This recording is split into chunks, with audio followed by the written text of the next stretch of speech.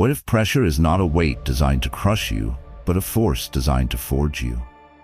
What if every challenge, every strain, every moment of high tension was a secret invitation to unlock a level of strength you never knew you possessed? This is the mindset of the warrior, a mindset that can be learned, practiced, and perfected. This is the ancient path to becoming truly unshakable. Handle life's pressure like a warrior. Stoicism, compiled and published by Stoic Power. Lesson 1. The mindset of inner fortitude. Picture a great and ancient oak tree standing alone in a vast field. It has endured 100 years of storms, droughts, and winter freezes. Its strength is not immediately obvious in its leaves, which may rustle in a light breeze, or its high branches, which may sway and bend in a gale. Its true, unyielding strength lies unseen, deep underground in its massive, gnarled root system, gripping the earth with an unshakable tenacity that has been developed over decades of resistance. This deep, unseen, and powerful root system is the mindset of inner fortitude.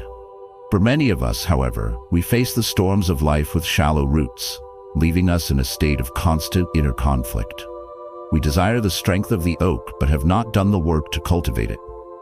We live with a sense of fragility, a constant, low-grade anxiety that the next strong wind, the next piece of bad news, the next unexpected demand, the next personal criticism, might be the one to knock us over entirely. This mindset of fragility is a painful and exhausting way to live, constantly bracing for an impact we feel unprepared for. The problem is that without the right mental framework, we see pressure not as a neutral force of nature, but as a personal and malicious enemy. This perspective makes pressure a terrifying specter. When we see it as a threat, our bodies and minds react accordingly, flooding our systems with stress hormones like cortisol, clouding our judgment, and pushing us instinctively toward avoidance and procrastination. We spend more energy dreading the pressure than we do actually handling it. This preemptive fear ensures that when the pressure does arrive, we are already weakened, depleted, and in a defensive crouch.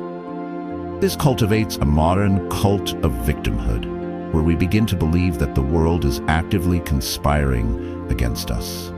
A perspective that is the absolute antithesis of the warrior's spirit. The transformative solution is the Stoic habit of building your own inner fortress before the battle begins. It is the conscious and deliberate decision to stop worrying about the strength of the wind and to focus all of your energy on deepening your own roots, on fortifying your own mind. The core idea, central to all Stoic philosophy, is that your mind is a fortress, an inner citadel, that, if properly fortified through training, virtue, and right thinking, can remain serene and unconquered no matter what siege is laid against it from the outside world. The warrior understands that the battle is won or lost in this inner citadel before it is ever fought on the physical field. This fortress is not just a passive shelter. It is the command center from which the warrior, your rational ruling faculty, what the Stoics called the prohairesis, directs the engagement with the world. This is the part of you that is truly free, truly untouchable. This ancient wisdom empowers you to unleash your inner strength and remain unshaken no matter what life throws at you. To begin building this inner fortitude, you must become the architect and mason of your own mind. The first actionable step is to redefine pressure. When you feel its onset, you must consciously reframe it in your mind. Do not call it stress, a problem, or a disaster. Call it training, resistance, or a test. Write this down. Create a two-column list. In one column, the pressure, in the other, your new, empowering definition. This simple linguistic shift changes it from a threat into a tool for your own growth. The second step is to arm yourself with a Stoic maxim. Choose one quote that resonates with you, such as Marcus Aurelius's, "The obstacle is the way," or Epictetus's, "It's not what happens to you, but how you react to it, that matters." Memorize it. Write it on a sticky note. Let it be the inscription over the gate of your fortress, the first thing you see when pressure approaches. The third step is to practice detailed visualization. For 2 minutes each day, close your eyes and vividly imagine your inner fortress. Imagine its strong stone walls, your principles, its vigilant guards on the ramparts, your virtues, and the calm, quiet keep at its center, your core purpose. Making the sanctuary real in your mind makes it a real place you can retreat to in times of chaos. The benefits of applying these actions are a profound and life-altering shift in your entire orientation to life. The persistent feeling of fragility will begin to recede, replaced by a quiet, grounded, and deeply rooted confidence.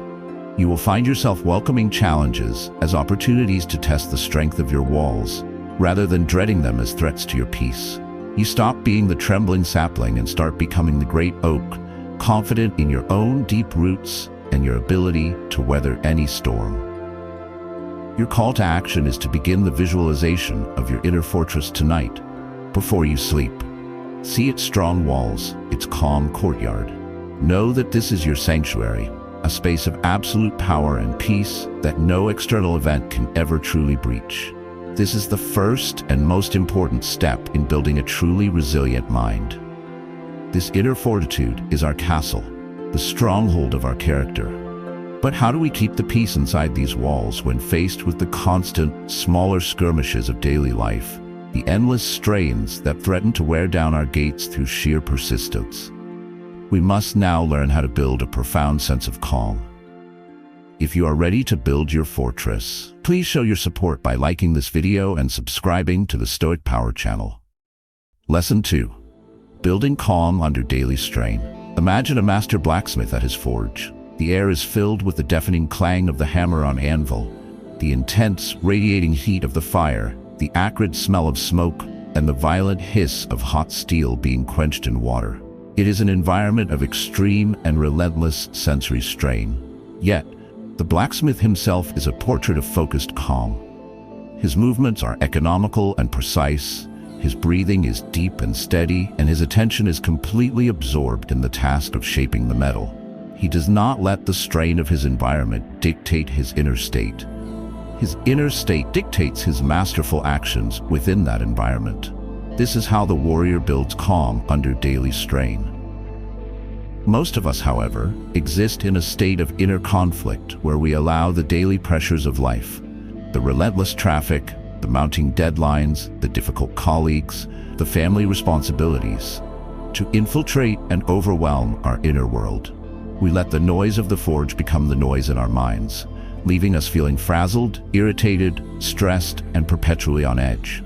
The problem is that this chronic, low-grade agitation has devastating consequences. Physiologically, it floods our bodies with stress hormones like cortisol, which, over time, degrades our physical health and impairs cognitive function. It literally makes it harder to think clearly. Psychologically, it drains our mental and emotional resources, leaving us with no reserve capacity for when major pressures arise. We become less creative, less patient, and less effective in everything we do because we are constantly reacting to the small strains of the day. This prevents us from ever achieving a state of deep focus or flow. Our lives become a chaotic series of small, stressful fires we are constantly and exhaustively trying to put out. The transformative solution is the Stoic habit of practicing active calmness. This is not a passive waiting for the strain to go away, but the conscious and deliberate injection of tranquility into stressful situations. It is the art of being the blacksmith, not the unshaped metal being hammered. The core idea is rooted in the Stoic practice of prosody, or mindful attention. The warrior knows that most of our stress comes not from the strain itself, but from the story we tell ourselves about the strain. We add a layer of mental commentary. This traffic is terrible. I can't handle this workload. This person is so annoying. That acts as an amplifier for the pressure. By practicing mindful attention, we can separate the objective reality of the strain, e.g., there are many cars on the road, from our subjective, stress-inducing reaction to it. This traffic is ruining my day. We must learn to direct our attention as a resource, like a wise general deploying his best troops only on the most important fronts, not on every minor skirmish. To build this habit of calm, you must become a practitioner of presence. The first actionable step is to use your breath as an anchor. When you feel the strain of the day building, take a moment to focus entirely on one full cycle of breath. Feel the air come in through your nose, fill your lungs, and then feel it exit. This simple physiological act instantly pulls your mind out of the stressful story and into the physical reality of the present moment. The second step is to practice the 5-4-3-2-1 grounding technique. When feeling overwhelmed, pause and silently name 5 things you can see, 4 things you can physically feel, 3 things you can hear, 2 things you can smell, and 1 thing you can taste. This technique forcefully hijacks your brain's anxiety loop and anchors it firmly in your immediate sensory environment.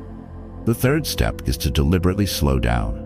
When you feel rushed and pressured, consciously slow your physical movements by 25%. Walk slower, type slower, speak slower. This sends a powerful signal to your nervous system that there is no emergency, counteracting the fight or flight response. The benefits of applying these actions are a dramatic reduction in your daily stress levels and a significant increase in your effectiveness and endurance. You will find that you can handle a much higher workload with less agitation. Your interactions with others will become more patient and positive. You will conserve your precious mental energy for what truly matters, becoming a source of calm stability for yourself and those around you. Your call to action is to choose your anchor. Will it be the breath or the 5-4-3-2-1 technique? For the next week, every time you feel that familiar tension of daily strain, immediately deploy your chosen technique. See it as a single rep in the gym for your calmness muscle. Building calm helps us handle the daily grind, the constant friction of life. But what about the great, unexpected blows? What about true adversity? To be a warrior, we must learn not just to withstand these events, but to use them as a source of unimaginable power. If you found this lesson valuable, please comment below with the technique you plan to use, and remember to subscribe to Stoic Power. Lesson 3. Turning adversity into inner power. Think of the immense, crushing pressure deep within the earth that transforms a humble, common piece of carbon into a flawless, brilliant, and indestructible diamond. The carbon does not become a diamond despite the pressure. It becomes a diamond because of it. The pressure is the necessary, transformative agent that realigns its entire structure, turning something common into something precious. This is how the warrior learns to view adversity. For most of us, though, adversity feels like a crushing weight, not a creative force.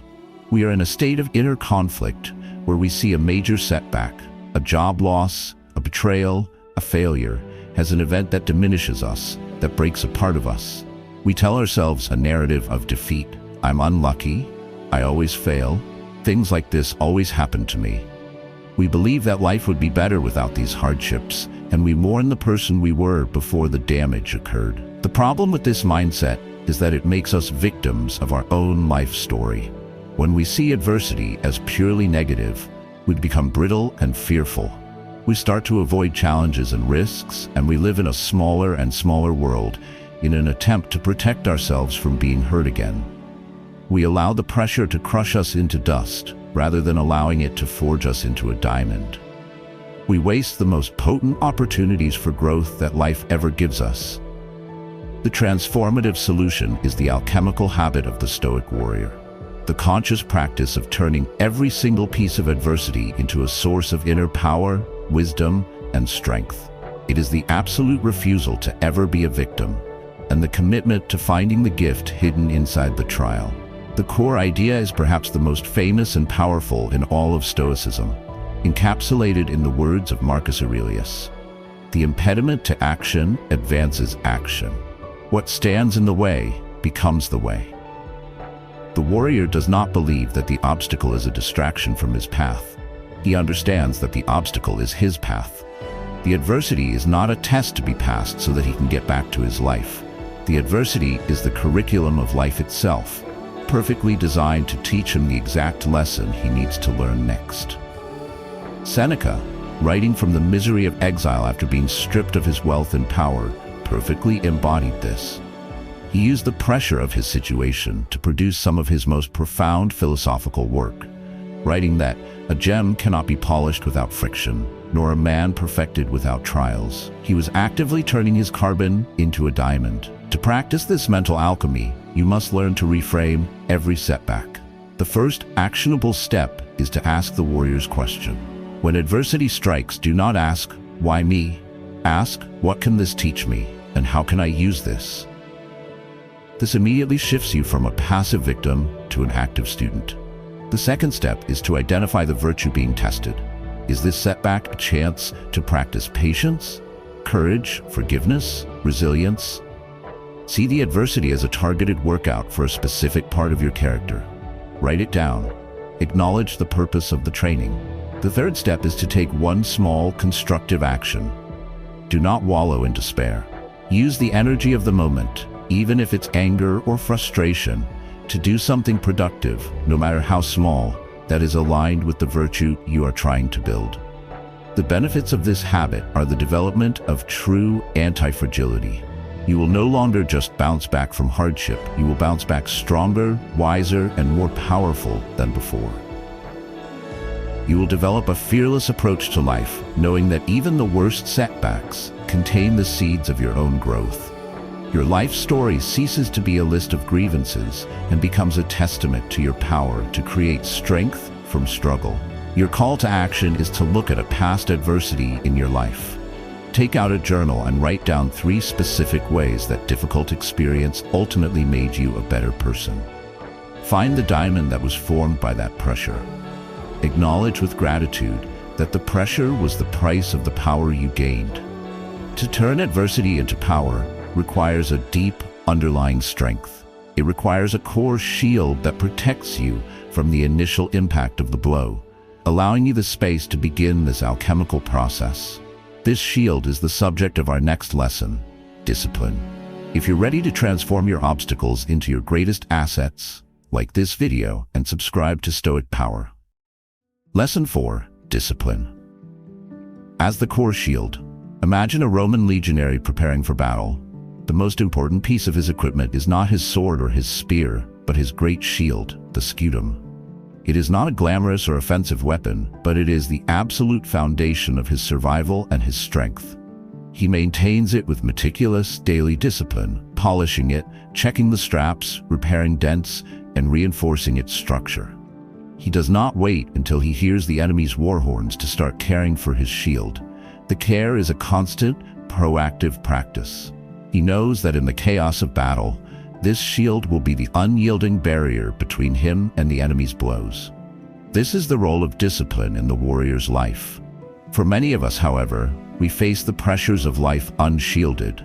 We are in an inner conflict where we want the results of discipline, focus, fitness, success, but we are unwilling to engage in the consistent daily practice that builds it.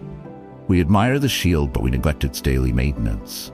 We live with the illusion of the shortcut, a belief propagated by modern culture that there are hacks and tricks to get results without the work.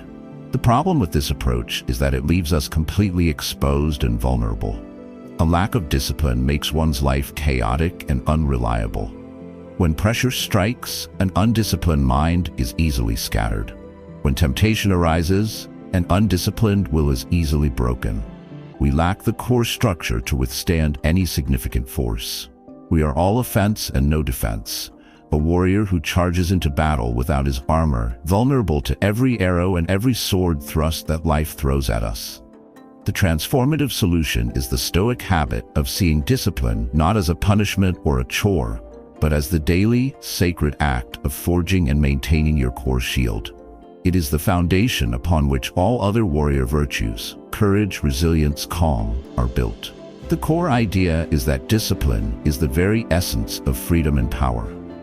This is a paradox to the modern mind, which sees discipline as a restriction on freedom. But the Stoics knew that it is only through the discipline of mastering yourself that you become free from being a slave to your own impulses, moods, desires, and the whims of the external world. The disciplined man is the only man who is truly free, because he is the only one who is truly in command of himself. This connects directly to the Stoic virtue of temperance, Reframe, which is about self-mastery, self-control, and bringing a rational order to our inner world. A disciplined life is a rational life, and therefore a life lived in accordance with nature. To forge this shield, you must become a craftsman of your own habits. The first actionable step is to choose your routine. Select one small, daily act of discipline that will serve as the core of your practice. This could be a 5-minute meditation, a morning workout, or 30 minutes of focused reading. The specific act is less important than the consistency of it. The second step is to pay yourself first. Perform your disciplined act before you do anything else, especially before you engage with the distractions of the world like your phone or email. This utilizes your willpower when it is at its peak, before the day's many small decisions have drained it through decision fatigue. This ensures it gets done and builds profound self-respect. The third step is to embrace the process, not the results. Learn to love the feeling of doing something difficult. Find your satisfaction in the act of maintaining the shield itself, not just in the protection it offers. The benefits of this habit are the creation of an unbreakable core of personal strength. You will build powerful momentum in your life as small daily disciplines compound over time into massive results. Most importantly, you will develop an unshakable trust in yourself, knowing that you are a man who does what he says he will do. This self-trust is the bedrock of all genuine confidence and the very definition of a man of character. Your call to action is to choose your one daily discipline. What is the one small act you will perform every single day for the next month to begin forging your shield? Commit to it in the comments below. Start the process today and become the protector of your own peace. Your shield of discipline protects you from breaking under pressure. But pressure also brings with it a storm of high-tension emotions. A warrior must not only be strong, but also calm and clear-headed in the heat of the moment. We must now learn the art of emotional mastery. Remember to subscribe to Stoic Power, where we help you forge the tools of a warrior. Lesson 5. Emotional mastery in high tension. Imagine the legendary hero Odysseus, guiding his ship past the island of the Sirens. He knows their enchanting song is designed to drive sailors mad, causing them to crash their ships upon the rocks. So, he orders his men to plug their ears with wax. But for himself, he chooses a different path, a warrior's path. He has his men lash him tightly to the ship's mast. He wants to hear the song, to experience its terrible, beautiful power, to face the emotional pressure head-on, but he has put a system in place that prevents him from acting on the madness it induces. He experiences the emotion without yielding to its destructive command. This is the essence of emotional mastery in high tension. Most of us, however, sail toward the siren song with our hands untied and our ears open. We are in an inner conflict, where in moments of high pressure, a crucial negotiation, a public speaking event, a major confrontation, we are overwhelmed by a flood of powerful emotions like fear, anger, or anxiety. We lose control of the ship. The problem is that in these high-tension moments, emotional reactivity is catastrophic. Modern neuroscience describes this as an amygdala hijack, a process where a strong emotional stimulus bypasses our rational brain, the prefrontal cortex, and triggers an immediate, primal fight-or-flight response. When this happens, when fear or anger is at the helm, you will invariably crash your ship on the rocks. You will say the wrong thing, make the wrong decision, and act in a way that sabotages the very outcome you desire. A lack of emotional mastery in these key moments can define the trajectory of your career, your relationships, and your life. The transformative solution is to become like Odysseus, to develop the Stoic habit of creating a structure that allows you to experience emotions without being controlled by them. It is the art of lashing yourself to the mast of reason before you ever hear the song. The core idea is the Stoic discipline of assent, which is most critical here. The warrior knows that the emotion itself, the siren song, is just an impression. It is not a command. The key is that Odysseus did not pretend the song wasn't powerful or beautiful. He acknowledged its power and respected it, but put a system in place to prevent it from controlling him. This is the Stoic way. Do not deny or suppress emotion, but do not blindly obey it. The danger lies in assenting to the impression, in believing the story it tells you. You must steer toward the rocks. The master of emotion learns to create a space between the feeling and his ascent, a space where he can choose to remain bound to his rational principles. To practice this high-level mastery, you must pre-plan your response to tension. The first actionable step is mental rehearsal. Before entering a high-tension situation, visualize it going well. See yourself remaining calm, speaking clearly, and responding wisely. This mental practice primes your brain for success. The second step is to anticipate your triggers. Identify the specific emotions that are likely to arise and have a pre-planned, rational script for when you feel them. For example, when I feel anger, I will take a sip of water and ask a clarifying question instead of making an accusation. The third step is to have a de-escalation anchor. This is a simple, physical action you can take to ground yourself when you feel the emotion rising, such as pressing your feet firmly into the floor or discreetly touching your thumb to your forefinger. This creates a powerful micropause that interrupts the hijack. The benefits of this habit are immense. You will gain a reputation as a person who is cool, calm, and collected under fire, an incredibly valuable trait in any field. You will make far better decisions in critical moments, leading to far better outcomes. You will feel a profound sense of power that comes from knowing that you are the master of your own emotional ship, capable of navigating any treacherous waters. Your call to action is to prepare for your next anticipated high-tension event. Write down the one emotion you are most likely to feel, and write down the one rational, pre-scripted phrase you will use to create space if that emotion arises. Be prepared. Lash yourself to the mast before you set sail. Mastering your emotions in the moment is crucial. But how do we learn from these high-pressure experiences to become stronger over time? True resilience is built not just in the battle, but in the reflection after the battle. This is the focus of our next lesson. If you're ready to become the master of your emotional ship, like this video and subscribe to Stoic Power. Lesson 6. Resilience through Stoic reflection. Imagine a battle-hardened warrior returning to his camp after a fierce engagement. His work is not done. He does not simply throw his equipment in a corner and collapse in exhaustion. He begins a meticulous, sacred ritual. He takes off his armor and inspects it for dents and weaknesses. He cleans his shield, noting where the heaviest blows fell. He takes his sword to a whetstone and patiently sharpens its blade, honing away every nick and imperfection acquired in the fight. He replays the battle in his mind, not with ego or with shame, but with the cool eye of a strategist, learning from every parry, every thrust, every mistake. This is how he ensures he is stronger, wiser, and better prepared for the next battle. This is resilience through reflection. For most of us, however, after a high-pressure event, we are caught in an inner conflict. We either try to immediately forget the unpleasant experience, pushing it down without learning from it, or we get trapped in a loop of unproductive brooding, replaying our mistakes with shame and regret rather than with analytical clarity. We are controlled by our ego, which prevents true learning. After a success, the ego doesn't want to admit any flaws. After a failure, the ego cannot bear the shame of a detailed examination. The problem with this lack of structured reflection is that we are doomed to repeat our failures and our successes become mere luck. If we don't analyze why our armor was dented, we will enter the next battle with the same weakness, inviting the same wound. Experience does not automatically lead to wisdom.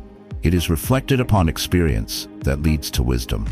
Without reflection, we accumulate emotional scars instead of tactical strengths, and our resilience never truly grows. We are trapped in an amateur's loop, never achieving mastery. The transformative solution is the Stoic habit of the philosophical journal, or the evening review.